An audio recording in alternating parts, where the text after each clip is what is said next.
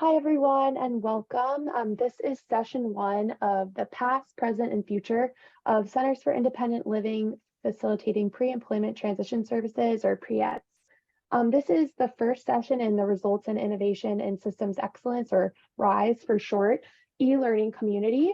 And our topic today is going to be comparing and contrasting youth transition services across publicly funded agencies. Our facilitators for this group are Sandy Jordan and Troy Hall from Able, South Carolina, and we're really excited to have them today. Because this is our first session, we are going to go over some introductory information at the beginning. And just a note, my name is Megan Ketchel. I am the project manager for the Disability Employment TA Center, and I'll kick us off today. So here is our agenda. We're going over the welcome right now, then we'll get into some introductions to our DETAC team and the facilitators, as well as the content for today.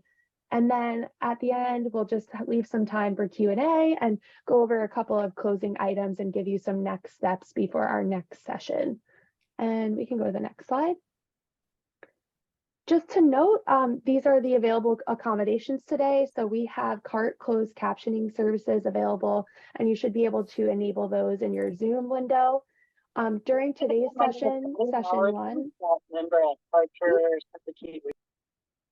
Sorry, just needed to, just a reminder, if you could mute your line if you're not speaking, so we can just avoid any background noise, that would be great. So our accommodations today, we have CART closed captioning, and then because this is session one, we have ASL interpretation as well. And if you require ASL to participate in future sessions, we please just ask you to let us know in advance by emailing our DETAC email box, which is shown on the screen here, aodemploymentta@gmail.com. And we can go to the next slide. Great. So as I mentioned, my name is Megan Ketchel. My pronouns are she, her, and hers. I am the project manager for the Disability Technical Assistance Center at the Lewin Group. And I'll turn it over to our project coordinator to introduce herself. Hello, my name is Rebecca from Pong. My pronouns are she, her, and hers. And I am the DETAC project coordinator from TASH. Thanks, Rebecca. And so I'll just go over a couple of ground rules for today, since this is our first session, and kind of to set the scene for this community going forward. So these RISE e-learning communities are peer-to-peer groups. So these sessions are intended for Centers for Independent Living, and that is why you were all accepted and eligible to participate in this session and the future ones in this community today. So what you're going to get out of this is access to a team of awesome subject matter experts from our DETAC team, our community co-facilitators at Able, South Carolina, and also your peers. And this is really a safe environment for you to kind of talk through and troubleshoot any struggles that you're having, and identify ways that you can resolve those or get ideas or share ideas with your peers. Now, what we look for to make the most out of this community is that you have active participation of at least one member of your team, whether it be chat, verbal, or a video participation as possible. We really want you to come prepared and you'd be able to discuss what's going on and to discuss your successes and challenges. That way we can work together and determine next steps along with your colleagues and your peers at other CILs. We also, I think there will be minor, if any, homework assignments, but just if there are any requests to do homework in between sessions, we just ask that you do complete those, and those instructions will be given throughout the sessions as they happen. And yeah, if you have any other questions about our community, please feel free to drop those in chat. And you can go ahead to the next slide. Thanks, Troy. I will turn it over to Sandy Jordan from Able, South Carolina, to introduce herself and our facilitators today. Hello, good afternoon or morning or early morning. I think we had some folks that was joining us from Hawaii, so it's probably still pretty early there. My name is Sandy Jordan. My pronouns are she, her, and hers. and I am the Vice President and Chief Community Integration Program Officer for ABLE, South Carolina. And that is just an extra long title to mean that I oversee our youth transition, employment, and transportation programs. And really excited to be here today with you all and have my colleague Troy Hall here. I will provide a visual description of myself. I am a white female with long brown hair. I have on glasses, and today I'm wearing a printed blouse that has different, it's a dark blouse with different colors on it.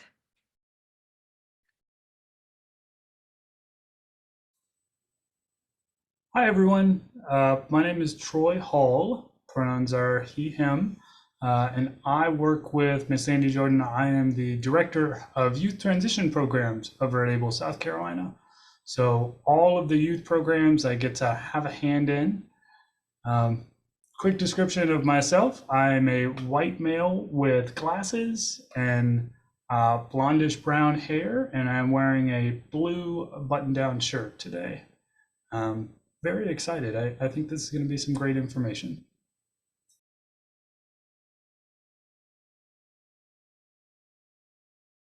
Okay, I'm gonna kick us off here, and then Troy will end us. And I do want to let y'all know that we really want this to be an engaging, interactive conversation. So if you have questions, please feel free to put those questions in the chat.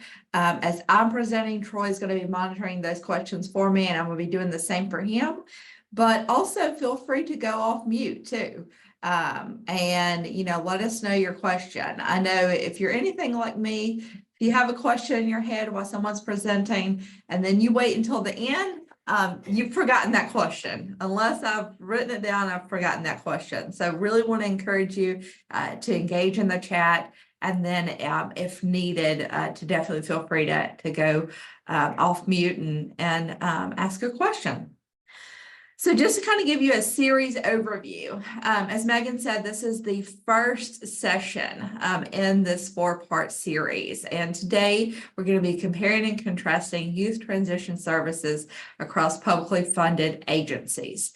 We hope you'll join us for the whole series. That will really get you the best benefit of the presentation. So the next session will focus on mapping CILs services for in-school youth. The third session, let me say this, the second session will include Troy, and then we'll also include Lindsay, who coordinates our pre-ETS programs. And then the third session will be lessons from the field for CILs facilitating pre-ETS. So that will include ABLE-SC again. Troy will be on that webinar, and then we'll have our sister CILs from Accessibility and Walton Options with us. And then the fourth and final session will include Troy and I back again, and we'll be bringing it all together and talking about the past, present, and future of CILs facilitating pre-ETS. So hope you'll join us for the whole series. Okay, so what are we going to specifically talk about today? We're going to give you an overview of youth transition services. We're also going to talk about how CILs provide transition services differently. Then we're going to dive into what the data says.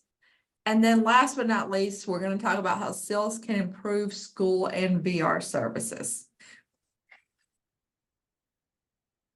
Okay, youth transition services. And on the side here, we have an image of 3 hands putting puzzle pieces together.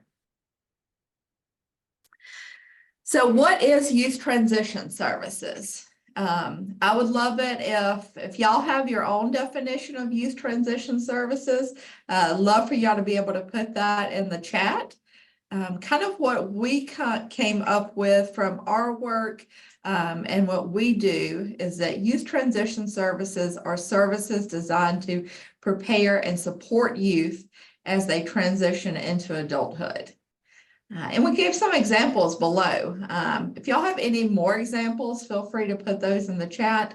But some examples is learning skills. So helping youth with disabilities learn skills that they need to be independent. Also, career education exploration. That is such a big thing that youth with disabilities need to know, and that we can assist them with, is helping them to explore career and education options. Living independently. So how do you live independently? What does that look like? How do you access services and supports in the community? And then being a part of the community. Again, that is going back to accessing those services in the community. What types of services and supports are available in the community? How are you a part of your community? And Sandy, we have a great definition in the chat from Michael. It says services to help youth from school structure to an independent structure. Yes, definitely, Michael. That's such a big thing, right? I mean, in school, there's so many supports and resources that are just automatically offered to students, and a lot of that is so structured. But when they transition away from the school environment, they really have to do a lot more things independently and be able to find those services and supports. So what is youth transition services? So follow up to that are best practices are that youth transition services are personalized, meaning they're designed for each person's specific needs and goals. So we want those services to be individualized. Transition services, so if there's any type of options for that, like students can come and learn how to do these things. But we also I'm sorry, Crystal, can you unmute? Can you mute? Thank you. Yeah, so we want those services to be individualized. They also involve teamwork between teachers, parents, students, and other professionals. So every person in that team has their own thing that they offer to those students, their own expertise, and for them collaborating together to support that student is really important. And really the ultimate goal is to help individuals with disabilities achieve employment, competitive integrated employment, and reach the level of independence they desire. So now we're going to transition to pre-ETS. What is pre-ETS? Pre-employment transition services are mandated under WIOA, the Workforce Innovation and Opportunity Act. And that was enacted in 2014. So it's been around for 10 years now. And then WIOA requires state VR agencies to reserve at least 15% of their federal funding to provide pre-ETS to eligible and potentially eligible students with disabilities, beginning at age 13 to 21. Did y'all know that? Did y'all know that there is a provision in WIOA that requires that 15% of VR's federal funding? VR agencies get a good amount of money. They're pretty well funded, and so 15% is a lot of funds to be able to spend specifically on youth that are transitioning. And Sandy, we had a comment in the chat. Pam mentioned that transition often begins with parents, and that can be an equally tough barrier when working with youth. Yes, so true, Pam. Thank you for saying that. We struggle with that as well at Able, South Carolina, because oftentimes when we're supporting that student with a disability, that parent comes along with them, right? And they may be seeing their young adult still as a child and not understanding that they're changing, they're transitioning, and we really want to make sure that we're holding those parents to high expectations as well, and helping to hopefully change their mindset and helping them to understand that their youth with a disability can be successful and can be independent as well. So moving on with pre-EDs. Pre-EDs are designed to find appropriate supports and provide students with disabilities the necessary skills needed to transition successfully from school to employment or future education. So pre-EDs are really about helping students become more independent. And these services are organized into 5 categories. Job exploration counseling. Job exploration counseling, they help students explore various career options based on their interests, skills, and abilities. And we've got some examples of what that may look like. And remember, these are just some examples, right? There's a lot of different ways that job exploration counseling can look, but some examples are career assessments, helping students figure out, okay, what kind of careers are best for you? What kind of careers align with your interests, skills, abilities? Job shadowing opportunities. So providing those opportunities for students to go out and shadow a professional that's in a career field that they're interested in. Those can really be really invaluable, especially when you partner that with someone in their career field who is also a person with a disability. That can be very impactful. Informational interviews with professionals in different fields. So informational interviews are kind of like interviews with employers. So helping young adults with disabilities learn more about those career fields and find out what those career fields contain. Guidance on setting career goals. So helping the student figure out, okay, how do you set a career goal? For example, if my career goal is to be a CNA, a nursing assistant, what's that first step? What's that first step that I need to look at? What's that second step? What's that third step? Yes, sir, no. Yeah, that's fine. Okay, I'll go get my food. Next is work-based learning experiences. And these are personally my favorite of pre-EDs. So previous to working for Able South Carolina, I did work for vocational rehabilitation for a number of years, and I worked with youth with disabilities, and this is always my favorite. I love providing work-based learning experiences. They really help to hit home with the student what that job was like and what they would experience in that job if they were to go into that career field. So these experiences really provide opportunities to gain real world work experiences and develop those employability skills. And these experiences allow students to apply classroom learnings in practical settings, build their resume, and make informed career choices. A lot of times what I would always say is that sometimes it's better to find out early that this is a job that you don't want. Sometimes that can even be more valuable, right? To figure out early on, like, oh no, this job is not for me. And I actually had that happen with a student one time. I remember she really loved animals. And, you know, she just wanted to play with puppies all day, right? I mean, who doesn't? She just wanted to play with puppies all day. And so she's like, oh, I'll be a vet assistant. So we arranged an internship for her. Well, she found out what a vet assistant really did. And it wasn't playing with puppies all day.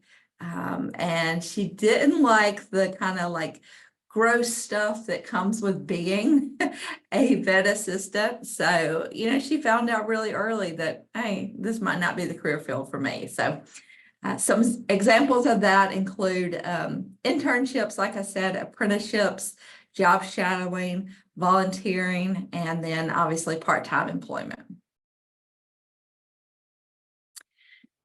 Next up, counseling on post-secondary education. So this really helps students with disabilities explore and prepare for opportunities beyond high school. So that can look like college, vocational training, or other post-secondary options. And so this is where we can really help students fill out college applications. We can assist them with applying for financial aid, exploring what financial aid options exist. We can help them figure out accommodations. Do they need accommodations in a post-secondary setting? If they need accommodations, how do you request those? What's the process? And then providing support services available in post-secondary settings. So what do those support services look like? Or are there different groups on campus that the student wants to get involved in? Or is there tutoring? Workplace readiness training. So this provides students with essential skills and knowledge needed to exceed in the workplace. So think about those things that, you know, we all need to in order to be successful, in order to get a job. Resume writing, assistance, you know, with a resume. Job search strategies. How do you search for a job? What's the best way to do that? Sometimes it's what's not to do, right? Interviewing skills, practicing those interviewing skills, so very important. Workplace etiquette, how do you act on a job? How do you not act? Again, sometimes how do you act and how do you not act? That how do you not act is sometimes more important than how do you act. Communication skills. How do you communicate in the workplace? What does that look like? And then last, but certainly not least, another one of my favorites, instruction and self-advocacy. And that's a part, you know, CILs can really play a piece and a role in all of these pre-eds, but especially the self-advocacy piece, because remember, we are people with disabilities. We are the disability community. We know some of the barriers that youth with disabilities have been through. So we can really talk to them about that and help them with that. So teaching them how to advocate for themselves and effectively communicate their needs, helping them to understand their rights. And that includes in school, work, and the community. So some examples is workshops, role-playing, exercising. That's really important as well. So, you know, working with the youth on role-playing, how do you advocate for yourself? Peer mentoring, disability rights, disability pride, building that pride as a person with a disability, not being afraid of your disability, not being afraid to say you have a disability. And then all that goes back to building confidence. So helping the individual to build confidence in themselves. Okay, I am going to turn it over now to Troy Hall. All right, so we're going to shift into how Centers for Independent Living provide those transition services a little differently than other agencies do. And the little illustration you'll see on the side here is a grid of circles, and then there's one circle that's just slightly different than the other standing out.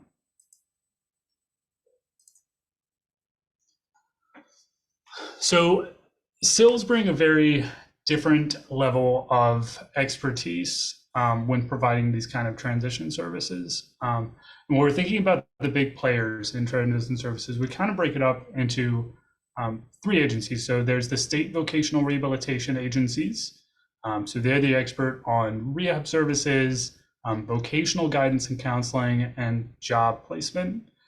So even when we're providing services in schools, one of the things that I'll make sure to do is when people are really looking for those advanced vocational sort of goals or vocational resources, I'm going to make sure that we're pointing them to VR.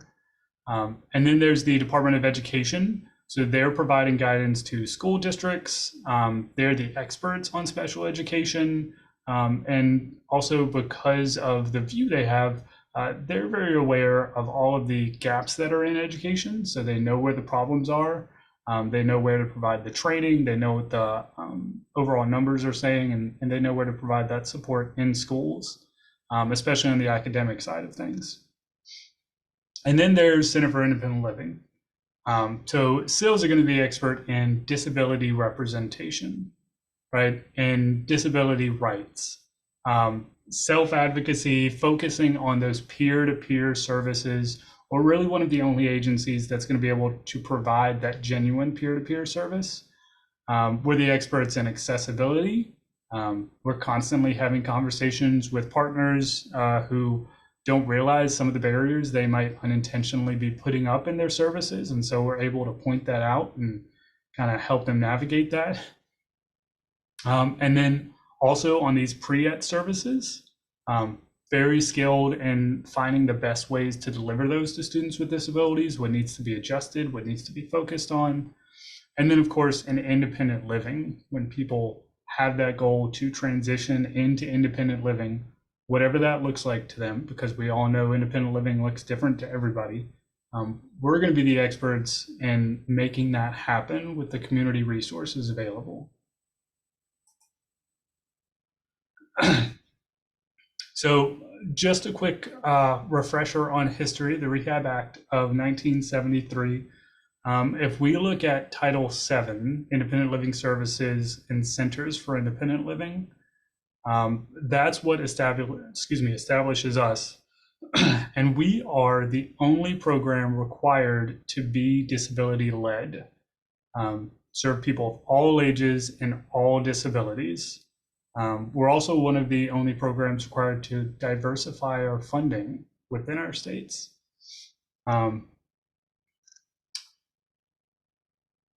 Just a quick little interactive question for the chat. Can anybody tell me the percentage of people with a disability a Center for Independent Living's board has to be comprised of?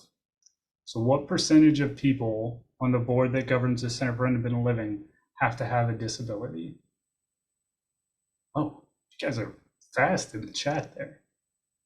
Man, perfect. Okay, well, I'm going to throw a question that you don't know the answer to, or maybe a couple of you do.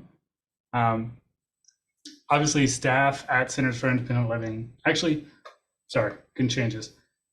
Can you all tell me at your CILs, what percentage of your staff are people with disabilities? Do y'all know off the top of your head? Oh, y'all do know. That's excellent. 78%, 85%, 88%. Yes, absolutely. I think that's where Able South Carolina is hovering right now too. Yeah.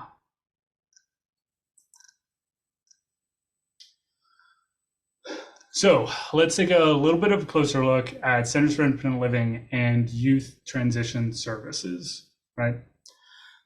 So CILs provide those community-based, consumer-controlled services that should all be in line with promoting independent living for individuals with disabilities. But that can be a really, really wide range of services. So independent living skills training, focusing on advocacy efforts, and that can be personal advocacy, but that can also be systemic advocacy. So looking at laws, looking at regulations, looking even at rules that govern businesses. How do you advocate for change in those? Peer support.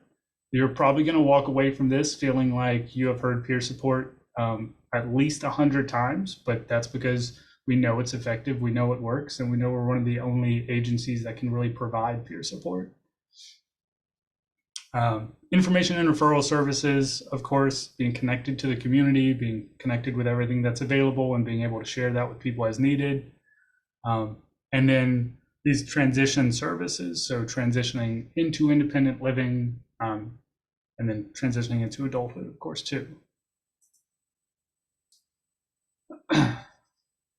So if we look at the purpose of CILs, I just kind of want to read you this quote that I think really encompasses the purpose of a Center for Independent Living. So we're here to promote a philosophy of independent living, including a philosophy of consumer control, peer support, self-help, self-determination, equal access, and individual and systemic advocacy in order to maximize the leadership, empowerment, independence, and productivity of individuals with disabilities, and the integration and full inclusion of individuals with disabilities into the mainstream of American society.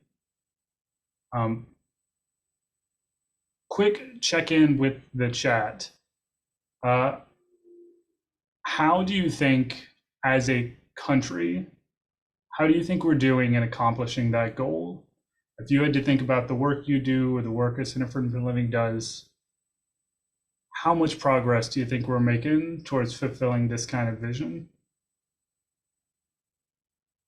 Are we 10% there? Are we 30% there? Are we running into a lot of barriers? Are we feeling hopeful? Any thoughts?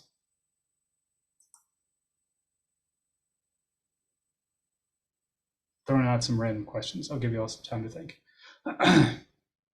So one of the big assets of being a Center for Independent Living is obviously our connection to the disability community, right? CIL staff members are predominantly individuals with disabilities themselves, which of course brings that unique perspective to their work. So I'm a person with a disability. My disability affects my memory. It's an invisible disability. It's really one that I didn't even consider a disability until I really started integrating myself in the community and kind of understanding what that meant. I work with a lot of amazing people, just like you all do, that have all kinds of disabilities. And when you're coming from this background, that lived experience really enables you to relate to the challenges that your consumers face, right? And especially if we're thinking about working with youth, it can be a little difficult to create that rapport with youth. And especially if you have a youth with a disability, that's such a unique lived experience. So really being able to pull from your own life and create that rapport is incredibly important. So when staff members are people with disabilities, it fosters a sense of trust, it fosters that rapport, and it creates a really supportive environment where young people can feel understood, respected, and empowered. And I just think being able to create that environment of respect, that's where all the success is really going to come from. That's the bedrock of those services. You're not really going to be able to make significant change if there isn't that environment of respect. And Troy, I wanted to say that Heather said in the chat, just kind of going back to your question previously, Heather said, I feel like we have a long ways to go to reach the goal, as there are barriers that we encounter with various agencies, federal and state government, and the lack of education and knowledge that the community has. Well said, Heather. Absolutely. Mm-hmm. Yeah. The disability community is the one that led efforts of passing all of these major disability rights legislation, the Rehab Act, Workforce Innovation Opportunity Act, Americans with Disabilities Act, the IDEA. All of these started because of the efforts of the disability community to push for change. And we're still doing it now. So we talked a little bit about peer mentoring. You're going to hear that a lot. So youth with disabilities who have faced similar challenges and life experiences, they have the opportunity in working with a Center for Independent Living to take on the role of a mentor, right? And they can work with their peers and kind of guide them and support them through that transition process. So this gives a space for young people to connect with people who really understand what they're going with. We know disability is not a monolith, right? We know that everybody has their own unique experiences, but there is a commonality when you're a person with a disability. There can be a history of discrimination you face. There's a shared sort of history that you learn about, and then you're familiar with kind of the systems that you have to navigate. So all of those are able to create that really unique connection. Mentors can offer that empathy, that practical advice, that encouragement, all basing it on their own experiences as they navigate from school to adulthood. We know that that's an incredibly difficult experience for anybody. And when you're a person with a disability, you're going to be facing some additional barriers too.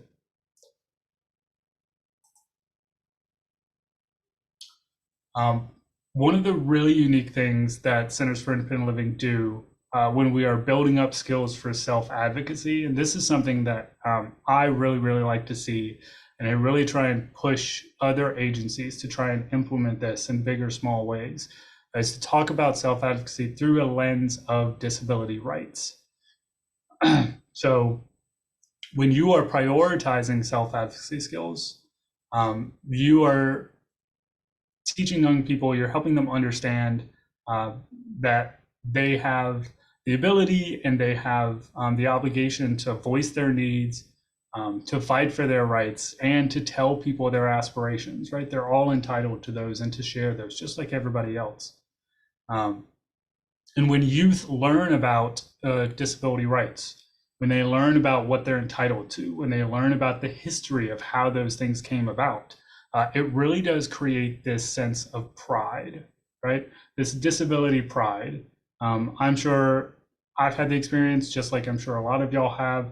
We go to outside partners, we go to agencies, we talk to families, and we bring up this idea of disability pride, and it seems really foreign to a lot of people. And I don't know about y'all, but I've encountered a lot of young people, a lot of students who really don't want to identify with this concept of disability pride. But when you learn about all of the amazing activists in history, right? When you're surrounded by your community and you see what your peers can do, that can really go a long way to helping people really engage in being a part of this community and being proud of that fact.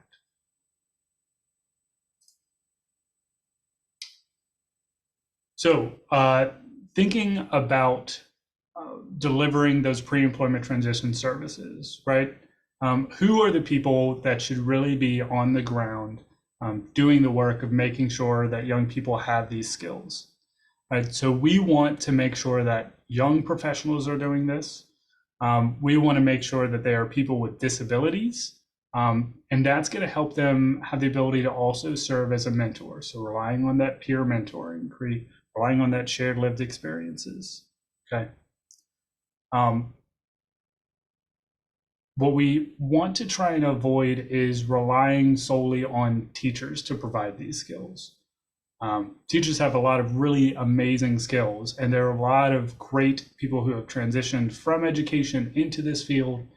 A lot of teachers are doing some really, really amazing work in the classroom, but they're not always able to come from that peer perspective. They're not always able to identify as a person with a disability, which is important. We don't really want parents to be the main source of talking about these pre-ed skills. Parents are obviously essential to the successful transition of a youth with a disability, or whatever a youth's family or support network looks like. We know that the most successful transition happens whenever they have a strong connected support network. But that doesn't always, that's one big part of the puzzle. It's not the whole puzzle, right? That peer perspective, that disability perspective is also important. And then again, non-disabled people. Obviously, anyone in this field, anyone who's motivated to do this, anyone who has the skills to do it, there is definitely a place, and those efforts are incredibly important. But we also want to make sure that we are creating a space for young people to meet with their peers who are people with disabilities.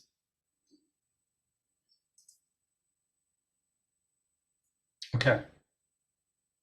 Chugging along, guys. So now I would like to talk about some of the data that's been collected. So what does the data show? And on this screen, you'll see an image of a laptop with some graphs on it. I don't know about y'all, but I am a big data person. I'm kind of a data nerd. So I am a spreadsheet guy.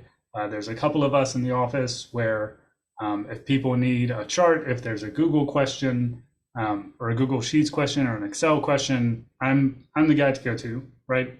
I really, really like being able to point to proven results, being able to say that other people have done this, they have recorded the results, we know that this works. Is anybody else a big data person? Do we have any like graph nerds, any people like that?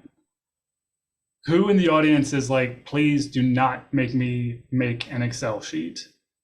Or who is Well, the yes, I Troy, need I it. already outed myself. I said Troy is the go-to for the data. I am not. Especially when it comes to the technology piece, that Excel, no, I always ask someone else to do that. Yeah, I love to see it come together.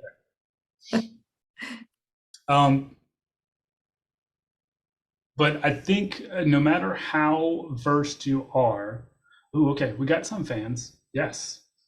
No matter how versed you are in data, or whether this is something that's kind of a growing edge for you, or you rely on kind of other team members for that part, we kind of know it's understood that disability-led services, so services that are provided primarily by people with disabilities to other people with disabilities, are pretty understudied.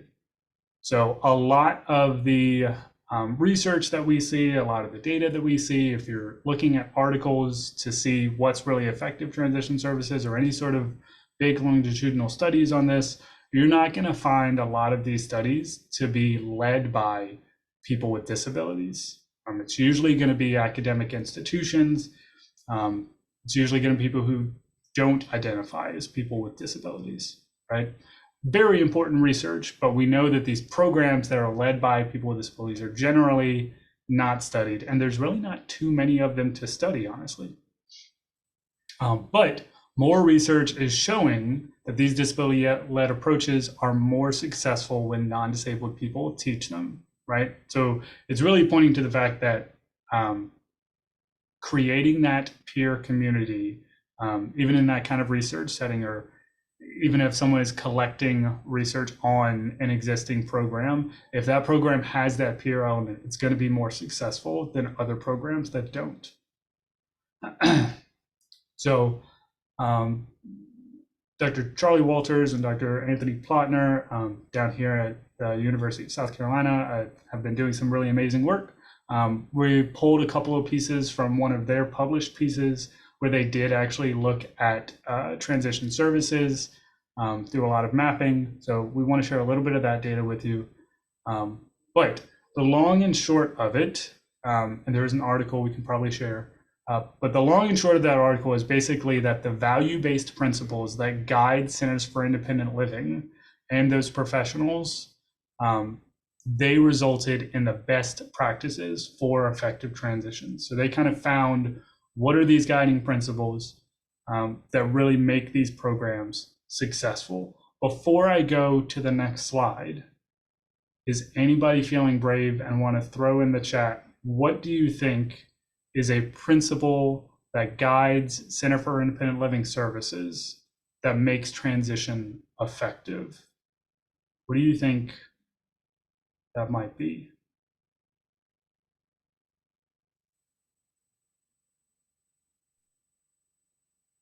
Or if you want to unmute. That's like being extra brave today. You guys were logging on. You didn't know this was going to be a whole thing. We were going to put you on the spot. Oh, Eileen, that's a great one. Consumer control. I like it. Mm-hmm. Anything else? I'm going to hold you hostage till we get one more.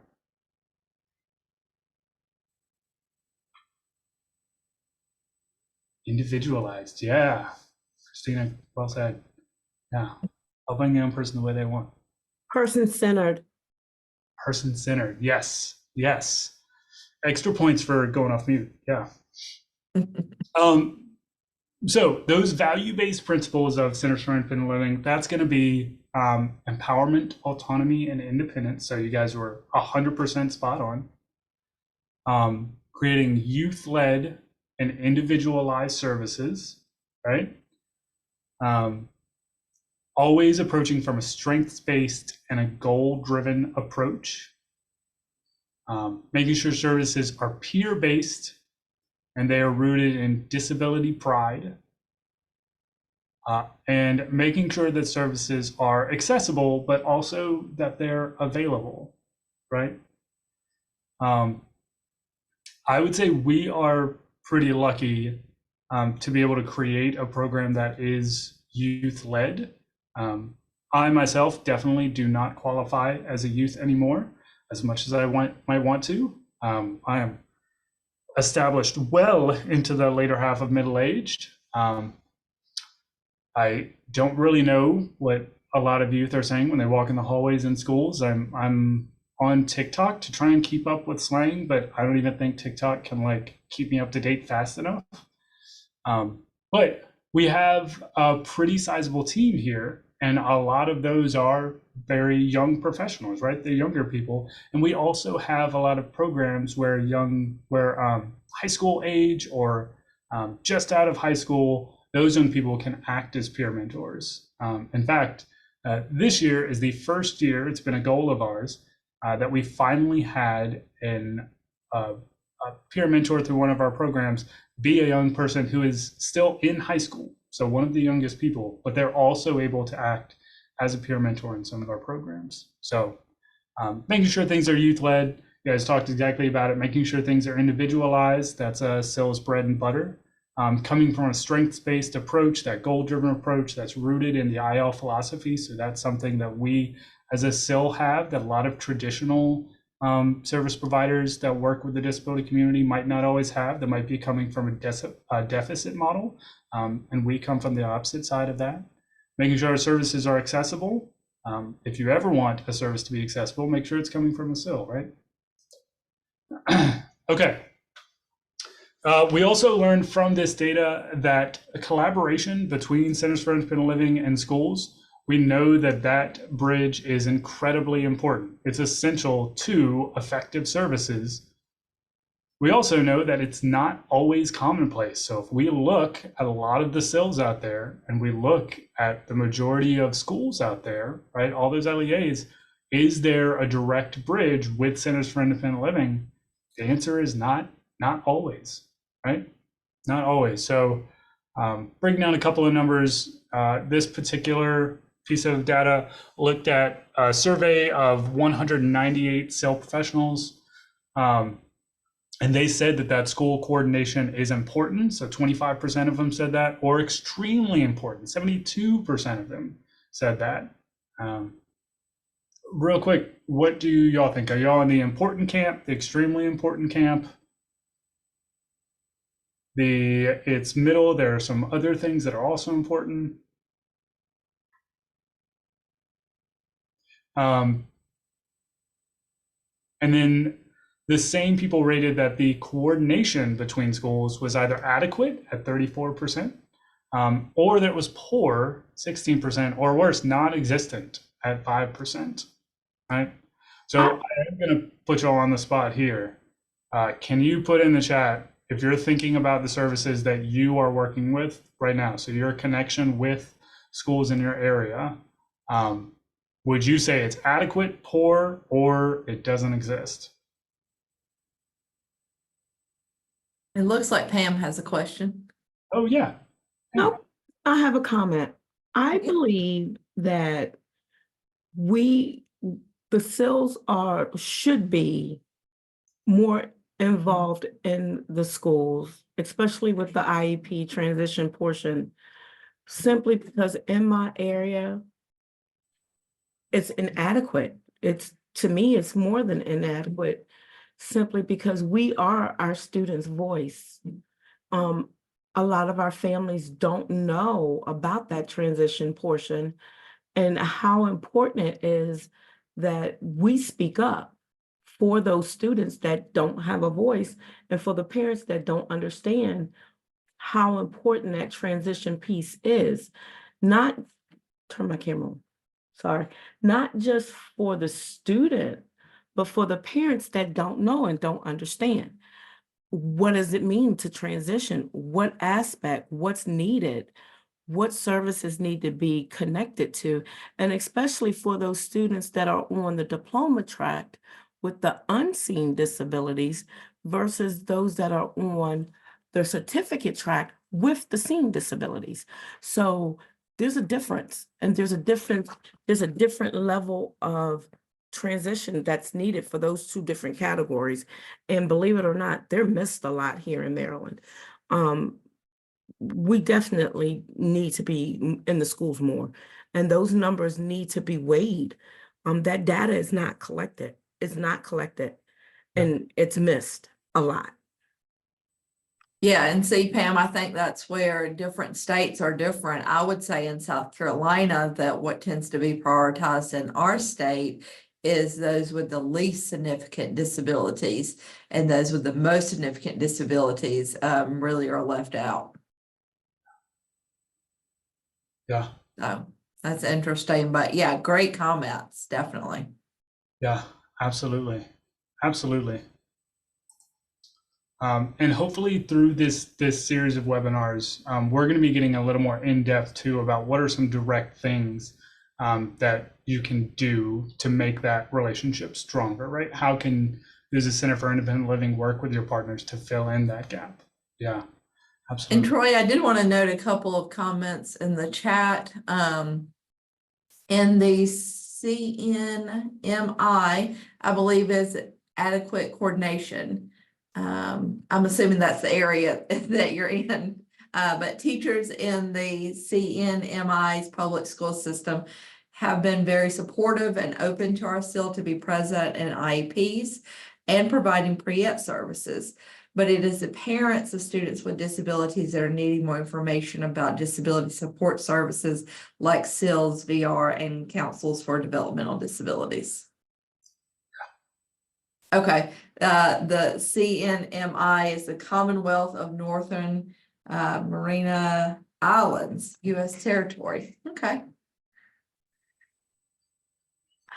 There was another comment, ours has changed a lot this past year due to some changes with our VIC rehab. We're working on how our transition services will look going forward. Yeah, excellent. Excellent. I love getting this perspective, and I see Madison working towards adequate in a lot of the counties we cover. Once we get in schools and they see how much the students like our courses, then we typically stick with the school for several semesters. Barriers getting in the door. Madison, you do not know that you are just speaking my soul right now. I feel like I have this conversation a lot. We have found a lot of things to make that process easier though. But yeah, I think that can definitely be a barrier. I do want to throw some other things up here and be mindful of time. So some of the questions that you can ask, this research polled if you kind of want to do a litmus test of your services with schools or things you can pose to schools. To what extent do you facilitate disability identity related activities with your students? That's often left out of transition services, is we try and gloss over disability identity, especially if they're school focused. They don't want to focus on that.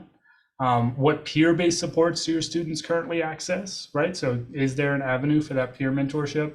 And are students empowered and well-informed to exercise their rights as disabled people, especially into adulthood? So we know that we can spend a lot of time talking about their rights in schools, but it is a different ball game when they go into a college setting or when they're over 18.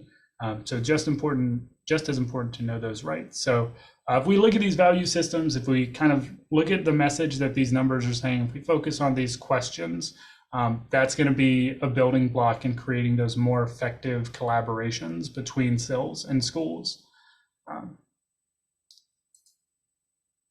Okay, so how CILs can improve these transition services if we're looking at school services and voc rehab. So the little illustration here is sort of a web diagram linking 3 different individuals that are in circle logos. So looking at schools and youth transition services. So schools are responsible for providing those education, that support, those transition services to people with disabilities. So that's including things like IEPs, which was mentioned earlier, structuring those school-based enterprises. I'm a big fan of an effective school-based enterprise. And then linking with those career and technical education centers. So what can a Center for Independent Living do to bolster the school's services, right? So those IEPs, those documents designed so that students with disabilities can have access to accommodations and work towards those relevant career and educational goals that are in line with their skills and interests and abilities, within the least restrictive setting through free and appropriate public education, right? So just as a reminder, in case you don't always have your fingers, that's the point of an IEP.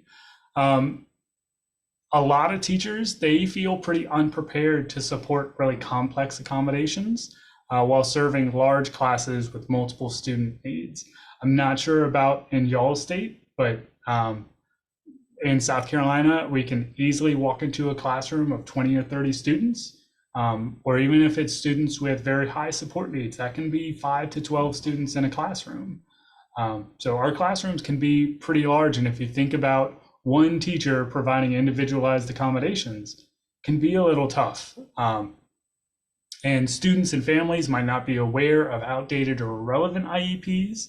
They might not be sure how to advocate during IEP meetings, or how they can, most importantly, help their youth understand how to advocate for themselves during IEP meetings, especially maybe if they don't verbalize, maybe if they have a disability that results in really high support needs. They might say, we're gonna completely cover this IEP process ourselves and not really put the student at the center to make a student-led IEP.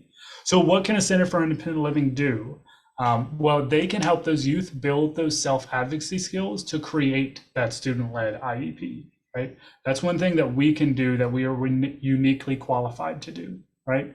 We can also go in and provide professional development to teachers, okay? So those same teachers who are overwhelmed, who don't know how to accurately provide those accommodations, we can provide lessons. We can provide instruction on how to do that, right? We know the best practice and we can share that with them. We can also help remove ableism in schools, right? I think we can all agree that even if we have a wonderful school we're working with, there's going to be an element of ableism that might be invisible to everyone else there. So pointing that out and countering it is going to be important. Those school-based enterprises, so that structure within a school that allows them to practice those soft skills for work in that controlled environment that's usually going to look like a small scale business, service, a coffee shop, you make dog treats, you screen print t-shirts, that kind of thing. There's one up here in South Carolina that's a baked potato bar. So they make baked potatoes and give them to some teachers and staff. I don't know about y'all, feel free to throw it in the chat or even just give me a thumbs up emoji. Has anyone worked with a school and they're very proud of their school-based enterprise, and then you go there and it turns out it's just the teachers working and the students are kind of sitting off to the side? Has anybody else had that experience? That can be pressure, right? Teachers can sometimes get kind of wrapped up in the business side of things and forget the purpose of a student-based enterprise, a school-based enterprise. And then even if there is a good school-based enterprise, teachers might not be looking at how do we transfer those skills beyond that, right? So if we're practicing them, what is the next step? So CILs can come in and provide that work readiness pre-ets, right? We can do that through classes, we can do that through mentorship, we can do that through role playing to really build up the skills for youth with disabilities. This is a great avenue for peer mentoring, creating those individualized plans for what does the next step look like, right? You have a foundation of work readiness skills for the school-based enterprise. Great, now it's time to turn that into something more meaningful, and we can help provide a plan for that. We can advocate for and with students to receive transition services in a least restrictive environment. Help students understand their rights under the IDEA, help the school understand their rights and responsibilities under the law. A lot of times, students with the disabilities that require the highest support needs, they might be barred from some of these experiences, even though that's really what these experiences should be geared towards. So making sure people have that perspective. And then these CTE centers, so these are a little more formal settings where people are going to develop really career-specific skills. So they're going to be taught by field experts. There's going to be advanced tools and machinery. Sometimes these places are so incredible that some students just might not have room to serve all students. We want to make sure that students with disabilities are the primary target for these services, right? They're not always going to have the same experiences as their non-disabled peers. So we want to make sure that the CTEs are prioritizing them, making sure that even if they are in a CTE, they don't end up in a segregated environment. A lot of staff can sometimes feel unprepared to accommodate students. Some of the staff might not even come from an educational background, but they definitely wouldn't rate themselves as familiar with working with people with disabilities. So we can come in as a Center for Independent Living, we can provide that professional development for that staff. We can empower that staff to be able to really create customized hands-on experience for these students. So that's one way that we can help bolster these services when we're thinking about schools. When we're thinking about voc rehab, right? So these VR agencies, they're federally funded organizations. They provide these services to transition age youth. So that's a big part of the population that they should be serving. Career counseling, job placement, vocational training, assistive technology, and accommodations. So when we're thinking about when a VR provides career counseling, and that can look like a one-on-one evaluation, that can look like just job search strategies, that can sometimes look like direct placement, although rarely, right? CILs can come in and provide the other side of that, okay? Because just as you are learning how to apply for jobs, just as you're learning to be successful on jobs, you also need to be learning to support yourself outside of that job. So your daily independent living, right? Some sort of financial management, right? So as you're achieving this success, hopefully that's going to come in line with independence. Do you have the skills to do that? And also we can be a partner that provides job application or resume development assistance. VR can also help arrange job interviews, conduct employer outreach, and sometimes create specific job opportunities, so that job carving, and then providing that ongoing support. Sometimes those individualized services, because that's what a Center for Independent Living wants to do, sometimes a VR agency trying to create that individualized service can be tough. So we can come in and really teach consumers to self-advocate so that they can push VR to get those services that they need, right? We don't want voc rehab to fall into a pattern of giving everyone the same type of job or relying on certain employers when they really need to be individualized. So we can come in and be a partner to help both the consumer and our VR partners make sure that they're creating those individualized opportunities. The trainings that happen from voc rehab in classrooms where people are developing those sort of hands-on skill development, providing those apprenticeships that Sandy mentioned earlier, those young people that go to these workshops to develop these skills, or even outside agencies that can provide some of this advanced training.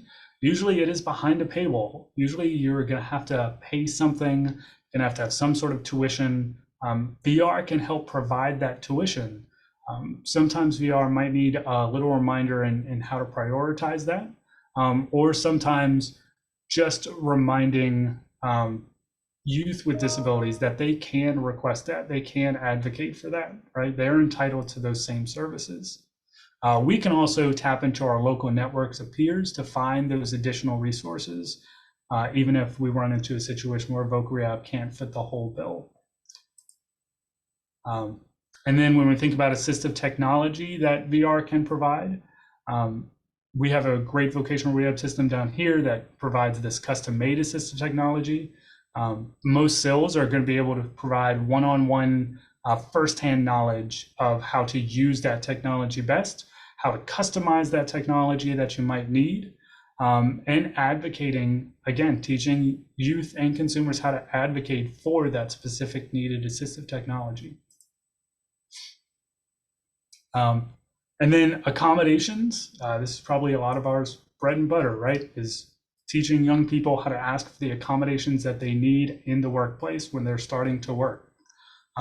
So as VR is helping young people find these jobs, we can be there to remind them to ask for these accommodations. We can provide that information and guidance, reinforce those self-advocacy skills, remind people what their rights are under the ADA and other relevant laws. and providing peer mentoring on what is a reasonable accommodation. And then also kind of share that success, share the barriers that they've run into when they're requesting this technology and how they may have had to adjust it. Okay. We talked about a lot. So, and it looks like I may have, yeah, I think we're about 10 minutes left. So that wasn't too bad. How do we feel? Can I get just a emoji, thumbs up, smiley face, some sort of reaction? How are we feeling? Does anybody feel overwhelmed? Any questions? Kind of sped up at the end there, but any questions we've got? I see a hand raised. Go for it.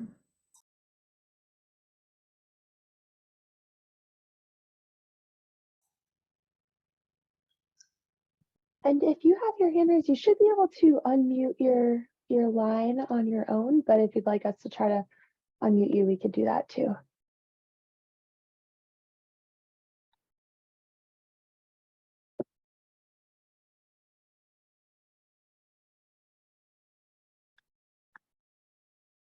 Troy, I tried to unmute S. Kozak. I'm not sure if they're looking to speak, or maybe that was their emoji to acknowledge what you were saying before. But If that's a high five, I'm returning it. But if you do have a question, or if you want to put it in the chat, we can do that. Or perfect segue.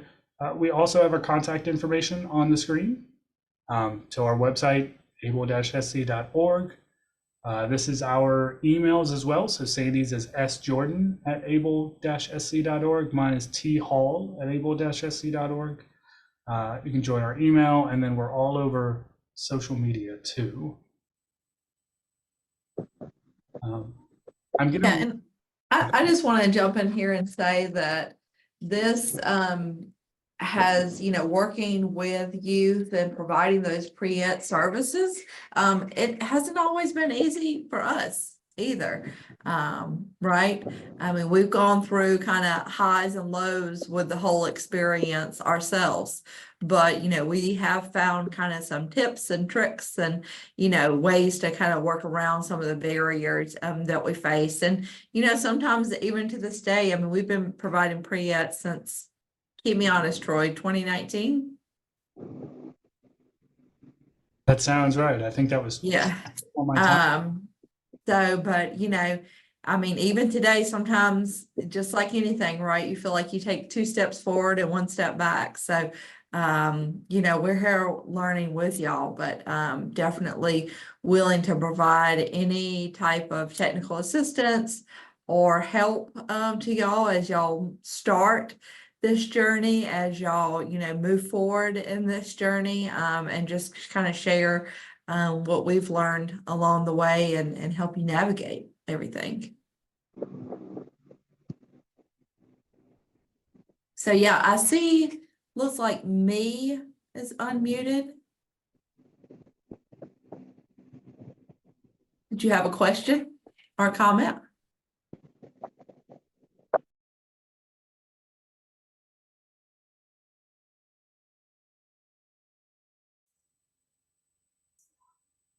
I see some people trickling out as well. We do have a final step here, just a little bit of homework. On your screen is a QR code, and there's also a link. And Megan, did you say, oh. Sandy is on it. She dropped that link to this form in the chat. Okay. If you don't mind, this is just a really quick survey that kind of gives us an idea of the services that you are providing. This is going to help sort of inform customizing the rest of these sessions to make sure they're the most beneficial. And if any of you are trying it now and you have any sort of issues, let us know, but that should work.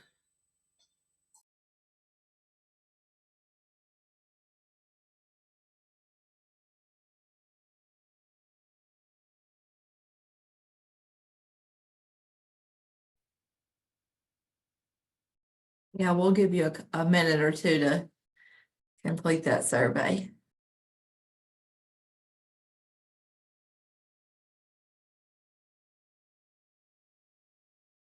I know if you're like me, you got to complete it now, right? Because otherwise, as soon as you get off this, you got something else.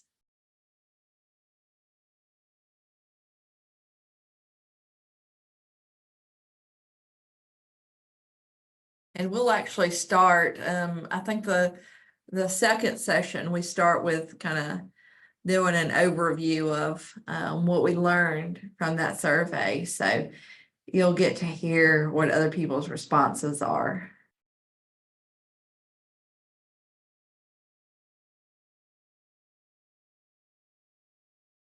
Thanks, Sandy and Troy. I know folks might be still filling out that form, so I can go over these couple of admin items as we close out, but our next session is on May 9th from 2 to 3:15 p.m.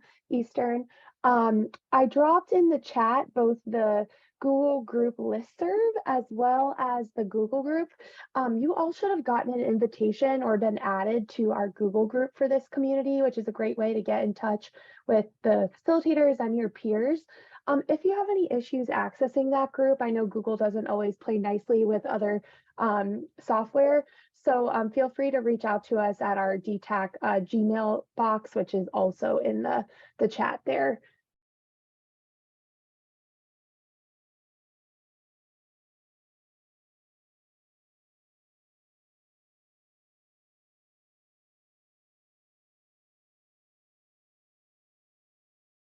And Sandy and Troy, that's all I had from the DETAC team. If there's anything else you had to close out, let me know. And Pam, I see your note in the chat. Are you talking about the Google group link or the form? Google group link. Okay, I can email you directly, Pam, and try to troubleshoot with that Google group access. Sorry about that. Yeah, and we'll hang back for a couple of minutes if anyone has any burning questions, since looks like we've got 2 minutes. So We really appreciate everybody's engagement, enthusiasm, and attention today. Hope it was useful information. yeah, Excited to see y'all next time. definitely.